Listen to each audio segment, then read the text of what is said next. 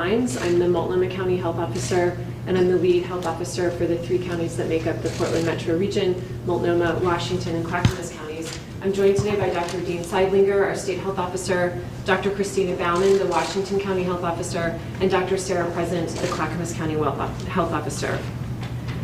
So it was just 1 week ago we were saying there were no cases in Oregon.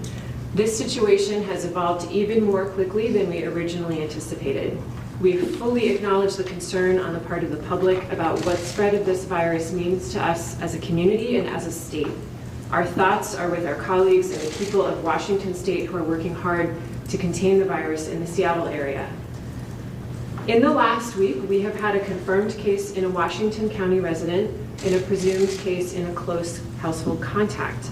We continue to emphasize close and prolonged contact as the highest risk of transmission. In response to a community request, Clackamas County tested several individuals associated with the Lake Oswego School District who had mild symptoms and who would not have otherwise met Centers for Disease Control criteria for testing. All of those tests were negative.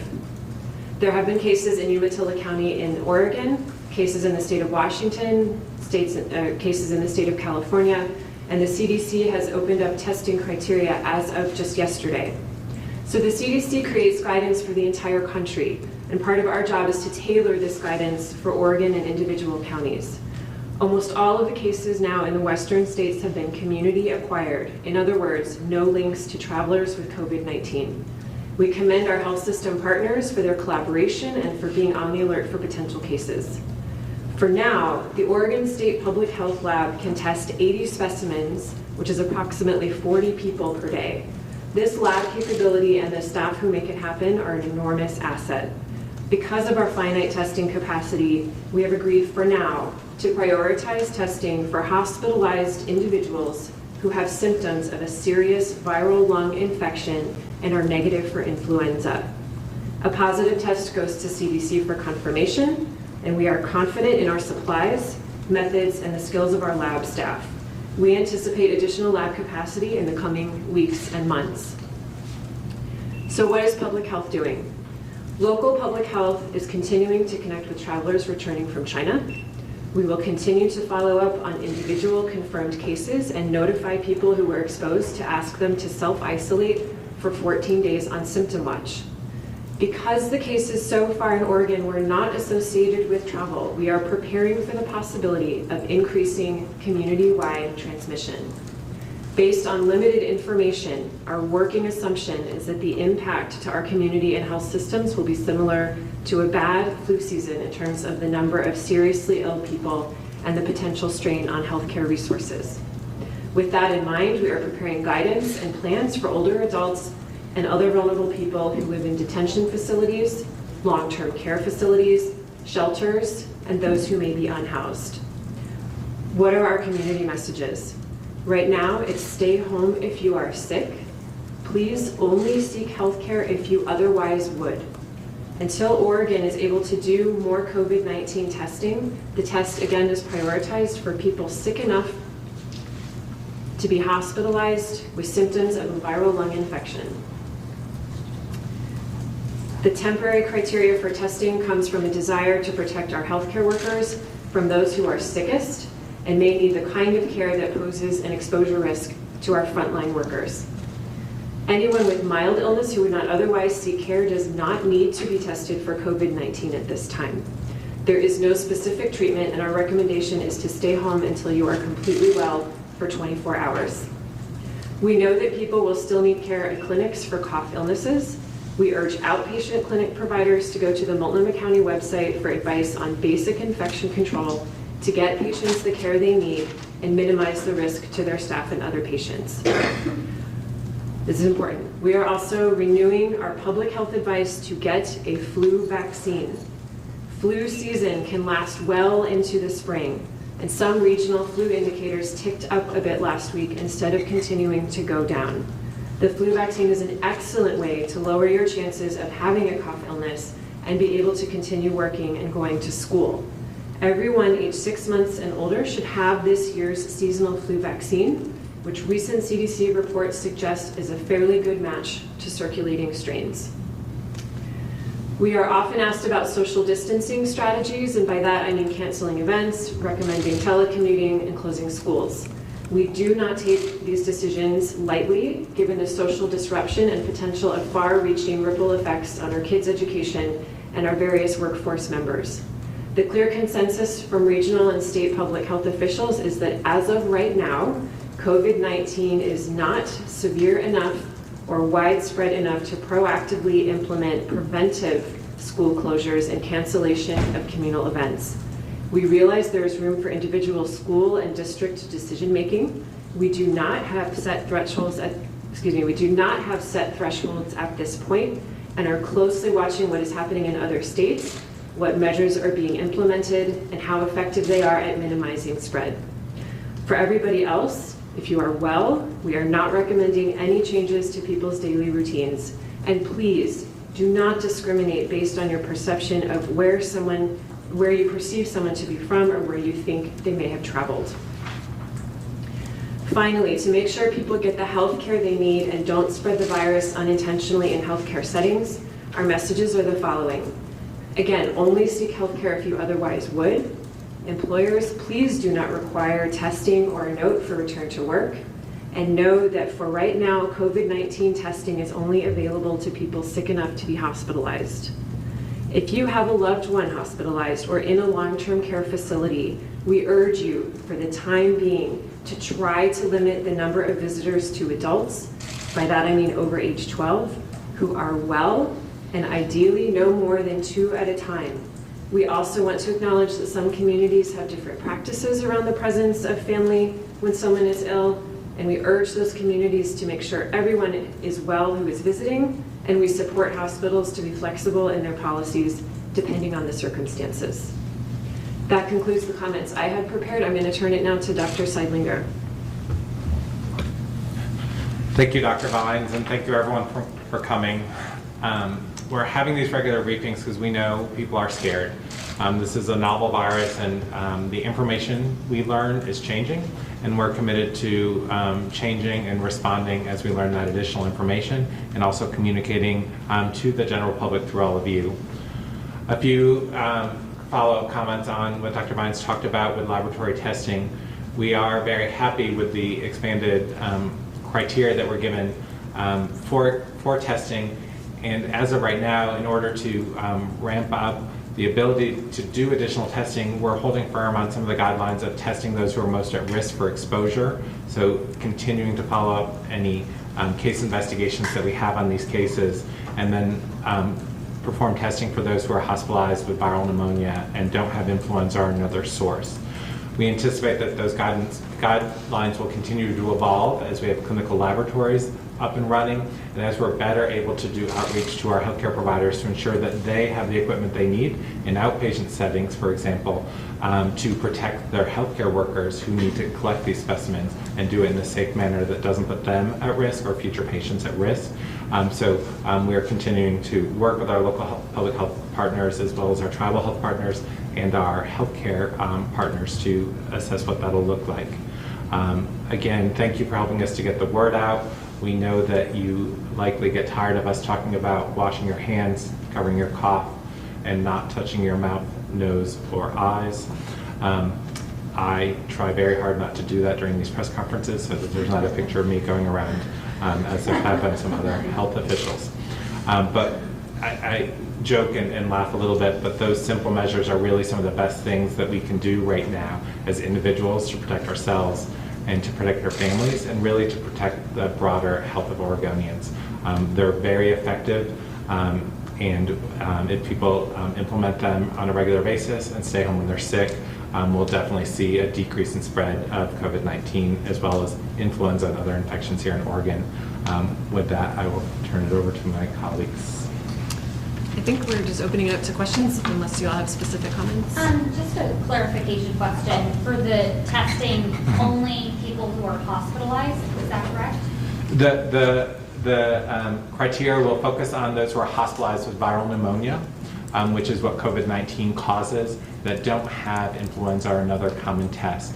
We will continue to use the test if we identify cases and we're doing contact traces, as those are the ones who are most at risk for getting COVID-19, As Dr. Vine stated, in the follow-up of our initial cases, we haven't identified, other than one close household contact, contacts in the community, and that's good. That shows that we didn't see spread from these initial cases that we've identified. We have not seen spread from these initial cases that we've identified in Oregon, but we'll continue to work on investigating cases as they come forth. The CDC opened those guidelines so people could go through their doctor in order to get the testing. Will that not be happening in Oregon? We will continue to alter the guidelines to expand the testing. We want to ensure that healthcare providers have, again, the equipment they need for their staff as they collect these specimens and know what's involved. We are working on refining the process for ordering these tests to make it much easier for providers, whether they're in the community or in the hospital, to identify why this person's at risk for COVID-19, what are the symptoms they're having, so they can see right there whether testing is recommended or not, and make additional comments. So it'll streamline the process of ordering that test. We want to ensure that they have the equipment so they can safely collect the test, and then when the test comes to our state public health laboratory, they've demonstrated a very efficient procedure for getting these tested on a daily basis. We have the capacity there in the lab. We want to ensure that that capacity for collecting the specimens safely and getting them to the lab prioritizes those who need it the most, rather than opening up in one fell swoop to anyone who wants a test. So will clinics be able to test people? Because we heard from some doctors yesterday saying that keep having patients come in, but I have no ability to test them because we don't have that. Unlike in some of our neighboring states that have some commercial testing available right now for COVID-19, in addition to their state and local public health laboratories, in Oregon we have one public health laboratory that can test for these specimens, and no commercial laboratories open and available to do this testing yet. We anticipate that that will happen over the coming weeks. We haven't been given a definitive timeline by our federal partners. So for the time being, that's why we're prioritizing those who are potentially experiencing complications from this, and those who are most at risk for contacting them, which is the ones who are contracting this virus, which is the contacts of our cases, and potentially some returning travelers from endemic areas. So will it still then just be hospitals who have the ability to do this for now? That will be the primary place, though if someone is being identified as part of a public health investigation and they've sought care in an outpatient setting, they may be able to do that testing for us, but I think most of those outpatient mildly ill folks would be identified in our public health investigation still at this time, but we anticipate that evolving over the short period of time as we see testing capacity come up, and we ensure that healthcare providers can safely, again, collect these specimens, because it does require personal protective equipment for that person who's collecting the specimen. Dr. Vines, you said 80 specimens a day at the lab with 40 people. I think we'd all assumed 80 specimens was 80 people. Can you clarify that? I'll clarify a little more. For now, there's a recommendation that when possible, that 2 specimens are collected per patient. So typically the public health lab will test both of those specimens. And in the case of a positive, those specimens will go forward. As I've stated before, if additional capacity is needed in the laboratory, we've been training additional staff, and we have additional machines so that we have the equipment and the supplies to do additional testing. But right now we're able to accommodate 2 tests per patient. If in the future that changes, in particular if we see some guidance from the Centers for Disease Control and Prevention about which of those specimens is a better specimen for the test, we may be able to ramp down on the 2 tests per patient. I think it's previously been estimated that there might potentially be hundreds of cases in Oregon. With 1,500 tests at the state lab, 1,500 tests the state has, does the state have enough of these tests? Yeah, I think to meet the current demand, I think there are tests there. As you may have heard from Lillian Charlie, our public health director earlier today, that we have reached out to the federal government about receiving additional tests, and they've assured us that those tests can come.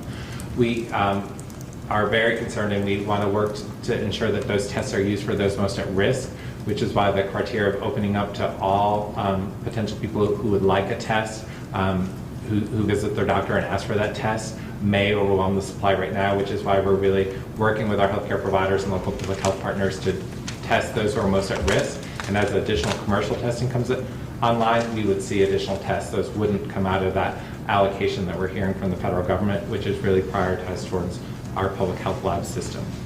And to clarify, that 1,500 number actually means 750 people. It depends. So the specimens we've gotten from people have ranged from 1 to 4 per person, and if we batch the tests, we can certainly make them go further, and that's the full 1,500. If we only test limited numbers per day, those will go down sooner, but we have a commitment from our federal partners that they will restock these tests, and they're working very quickly to ensure that the public health laboratory system across the country has those tests. So we don't anticipate a shortage of the test materials themselves. So my understanding is that, so that individuals who have mild symptoms,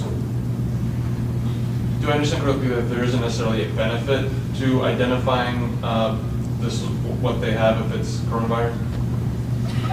Right, so when I say those who have mild symptoms can stay home, again, we don't have the testing capacity to test them for now. We're asking them whether they have coronavirus or influenza or anything else that they might spread to someone else. We are asking them to stay home until they're well for 24 hours, and that will stay in place as a community precaution until we can bring testing online and then reconsider what our advice is.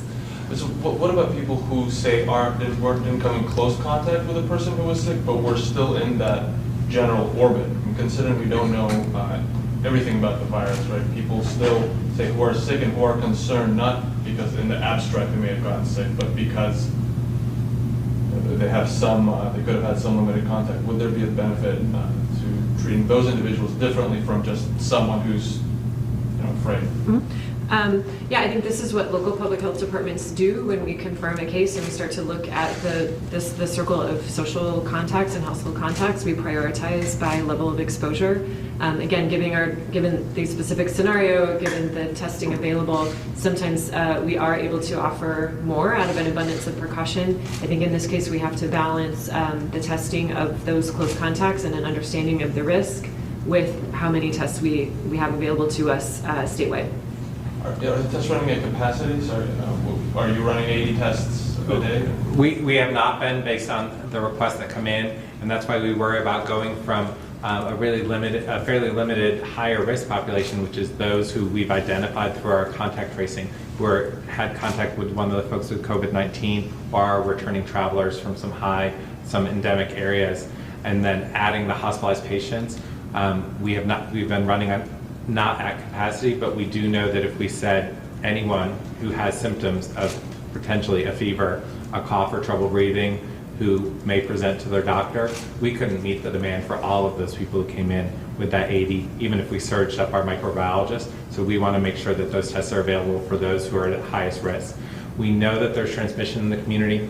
Our first and third case, we can't trace back where they got that from. But we also feel good in the sense that as we did a very thorough public health investigation, our local partners, state colleagues, tribal partners, in working to see who these cases had contact with, it was only one household contact who had fairly close contact with somebody who came back positive for COVID-19. The other contacts in settings like the school and the other locations where people even had close contact where we thought they're at higher risk didn't come back. So that can make us feel good that our public health system is working right now to identify those at highest risk, and that there isn't a significant risk based on that because we haven't seen a lot of transmission in those cases. What resources would the state need to meet the new CDC guideline recommendations? So we want to assure that healthcare providers know what personal protective equipment their staff would need in order to do this test. This test can put that healthcare risk at a higher risk for infection during the collection method. So do they have the masks and face shields and other protective equipment they need for their staff? Do they know that collecting that specimen in one of their exam rooms or another room, that would require leaving that room empty for 2 hours? Do they have the facilities to do that so that as they decide if they're going to start testing patients, they can do it safely? So we want to ensure that personal protective equipment is there. And right now we're prioritizing making sure our first responders, our healthcare systems have what they need. They are getting it through their usual supply chain, but we do see some requests coming in for that. So we want to make sure that system's in place. And we want to make sure that we have the tests available to test those who are sick and in the hospital, as well as the the contacts that are identified during a public health investigation. So we anticipate that as commercial testing comes online soon, that that'll be able to meet much of the demand in the outpatient setting, and we can ensure that from a public health protection standpoint, Oregonians have what they need in our public health lab in Hillsborough to test when those situations arise. Does the state have a timeline or anything like that? We don't. We've been told from the federal government that we anticipate those commercial testing coming online in the next week or two. The federal government continues to have calls with commercial labs, and we do know that there are academic and commercial testing going on in neighboring states, so we hope that'll be soon. Do you know how long is a person with COVID-19, how long they might be able to spread that, they're contagious for? Do we know that yet? So again, we're still learning about this virus. I don't think we have that pinned down yet. I know you are all aware of reports of people testing positive for the virus and potentially spreading the virus before symptoms start. We are still working on an assumption that we've linked to other new coronaviruses, which is that people are most infectious when they have symptoms, and especially when they're coughing. So as far as how long they're infectious, it's until their symptoms resolve, and then we're adding the 24 hours to that out of an abundance of caution to say make sure you're completely well for 24 hours at a minimum if you've had any kind of mild cough illness. So how many tests are we running per day? We can do 80, but how many are we actually doing? I don't have the total test numbers in front of me, but we've been running the tests that arrive, and we haven't had to postpone any. We've had typically between 10 and 20 individuals that are tested in our public health lab. Why is it so much lower than the amount we're able to test? Because we want to test those who are most at risk. So we've identified those who are hospitalized with severe respiratory illness and are testing those specimens, as well as all the specimens that our local public health partners, both in the metro area in Washington and Clackamas County, as well as in Umatilla County, have identified as contacts to those first 3 cases. And those are the cases that were identified at most at risk. Other folks who may have had contacts with these individuals didn't have the prolonged close contact that would put them at higher risk for this than the general public. Would there be a benefit though to testing people just to know that they have it, so they are more likely to stay home if people are concerned? There definitely is a benefit, but it doesn't change our messaging or what we're asking people to do. We talk about this during flu season, that people with mild illness who aren't having trouble breathing, who don't feel bad enough to go seek care, don't need to seek care just to get that test. It can put our healthcare providers at risk. It can also put that individual at risk for other infections that may be in that setting. So we ask, and we continue to ask, that people with mild symptoms would stay home and recover and stay home for another 24 hours before they return to work or school. And we know that this is a novel virus and people are more concerned, but as we learn more about this virus, one thing that seems to hold true is the vast majority of people have mild symptoms and recover without any interventions, and that's 4 out of 5 people. The much smaller percentage do have some need for additional medical attention, and we encourage folks that if they need to seek medical attention, they call ahead, alert the provider so they can make arrangements to come in safely. And again, those with urgent medical needs, call 911 so they can get the care they need. So Dean, so I'm trying to put together sort of like the logical steps here. So there are individuals, say, who are closer in that circle of potential exposure, say students at the school who didn't have close contact with the individual, right? There's some who might be sick and who have said that they are sick. Right. And they can't get tested, okay? Because they're not quite within that circle. Now, their symptoms might be mild, and them, say, getting tested wouldn't necessarily change their course of treatment, just stay home. However, if they know that they have coronavirus, they would, say, be more likely to stay home. And if they do have the coronavirus, while their condition might be mild, they could spread it to others who are much more vulnerable, right? So given that there is the capacity to test more, why not expand the circle to people who have just one another degree of separation? And I think as part of our public health investigation, hopefully our local public health colleagues feel this way, we were very more liberal in testing individuals, whether it was at the school or other contacts, because we wanted to try and determine, okay, we've identified our first patient, a household contact, and then a third patient in another part of the state. For those who are most at risk, to be fairly liberal with contact at the school or in other places who had symptoms. Because again, if you don't have symptoms, you likely don't have COVID-19. People will have some mild symptoms, so we even included those mild symptoms in our contact tracing and ability to test. So can anybody who's, say, at the school get tested if they have symptoms? We currently identified those who are most at risk, and there were others who didn't have symptoms who were not tested, and now we are beyond the 14-day window when those people were last exposed to the individual who tested positive. And so likely any infection they develop now is likely due to seasonal influenza or potentially to exposure out in the community to another virus or potentially this virus. But we haven't seen significant illnesses in the folks that we've been interviewing who had the contact. So, has OHA received test kits from providers that it's chosen not to test? No, we for providers who want to submit a test, they have to contact public health. We talk about the potential risk exposures and whether or not testing is warranted. So testing doesn't come in. That hasn't been discussed with our local or state public health officials. So no, we haven't had to turn away tests that have arrived at the Hillsborough facility. So you've tested every kit that you've received? Yes. Okay. Have tests come from physicians? We have received tests from those who weren't part of the initial investigation criteria that we have, but from the CDC criteria on hospitalized patient with severe respiratory symptoms that we have tested, yes. I just want to go back to what you just said. I think that's significant. That pool of people that were potentially exposed to the school has not become a big widespread indicator of people getting this illness. Can you just go over that one more time? And what does that show you as far as potential future movement of this in the state? I can talk again, or I don't know, Dr. Prezek can talk. Yeah. I need to look to my left. No, I do just want to reiterate that the case at the Forest Hills Elementary School, the school did close out of an abundance of caution and to get a better sense of the situation after that first case was identified in an employee there. They were closed for 3 days this week, which gave us time to, sorry, I keep losing that, which did give us time to test several school community individuals who with mild symptoms who would not have otherwise met criteria for testing, and those all came back negative. Given the time frame from when the case was there, the deep cleaning that the school has done, we, at this point, do not consider anybody in the Forest Hills Elementary or Lake Oswego School District to be at any higher risk than the general public based on this exposure.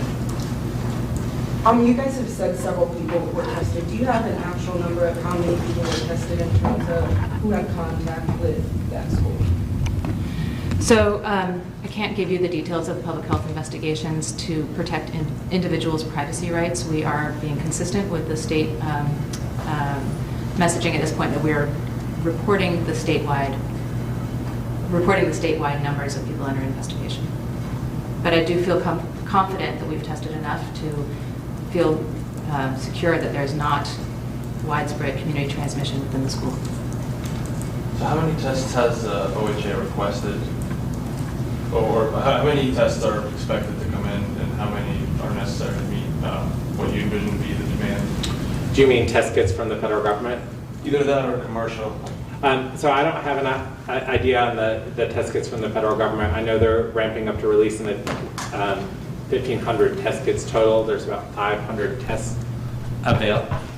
I know that the federal government is releasing 1,500 test kits. There's about 500 tests available, or up to 500 tests available in that, depending on how they're batched and how many you do together. And the federal government says that those tests are enough to meet demand within the public health system.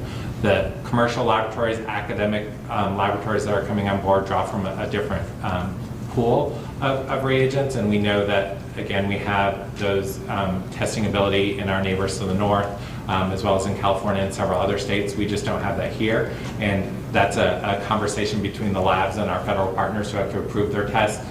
Oregon State Public Health Lab and Public Health here isn't a part of the approval process. How many people would you like to be able to test a day? I'd like to be able to test enough people a day to answer our questions about, are we seeing community transmission from cases that we identified, and for those who are hospitalized with complications, do they or do they not have COVID-19?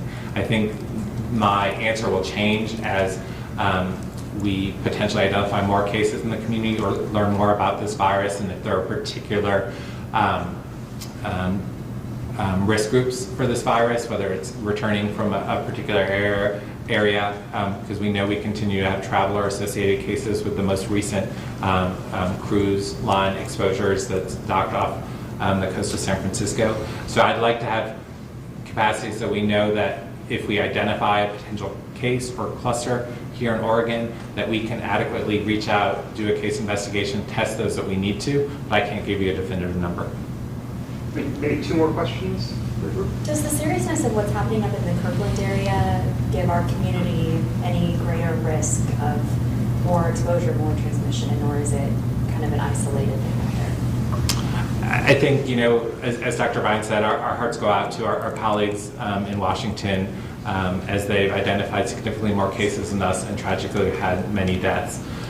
We have been working with our long-term care facilities, skilled nursing facility partners, and our other residential settings where we know that spread could occur more easily. And also we have individuals who are at higher risk for complications to ensure that they have appropriate practices in place, we can answer their questions, and that we have plans in place so we can try and prevent some of the spread and tragedy that we've seen in Washington. So, at what capacity would you then expand your criteria to CDC's current criteria? I think within the existing public health laboratory, I don't know that we could expand to meet the CDC criteria across all 4.4 million Oregonians who might go in and request a test. You know, that's a single facility, but the commercial facilities will spread out that burden, and I think as they come on board, we'll be able to broaden our criteria. Plus, the commercial labs wouldn't be beholden necessarily to our criteria. We would still work with our healthcare partners and recommend that they test those most at risk, because again, for the general public who may have a mild disease, we hope that they don't seek care. We hope that they'll stay home and recover without ever having to seek care. And that way we reserve our healthcare system, outpatient visits, our emergency room visits for those who need them most. Thank you. And again, commercial labs, that could happen in a week or so, you said? Yeah, the timeline we've been given is in the next week to 2 from our federal partners. Thanks, everyone. Do you guys want to hang out for a few minutes in case anybody has any follow-up questions? Sure. That'd be okay? All right. Thanks, you guys. And our next update is on Monday, same place, same time. Monday? Yeah, Monday. And it may not be this room, maybe down the hall, but next update is Monday. Is it weekly now, Jonathan? John, Twice a week. timing? Twice a week? Oh, yes, we'll do it Monday and Thursdays Monday, to Thursday. try to just be in front of them. Oh, I'm kidding. Oh, and if we have an issue, we might have to watch your email. It might be Tuesday if we have an issue. I've seen patients in clinics. Oh, yeah. Patients in my name. I am so sorry for the time.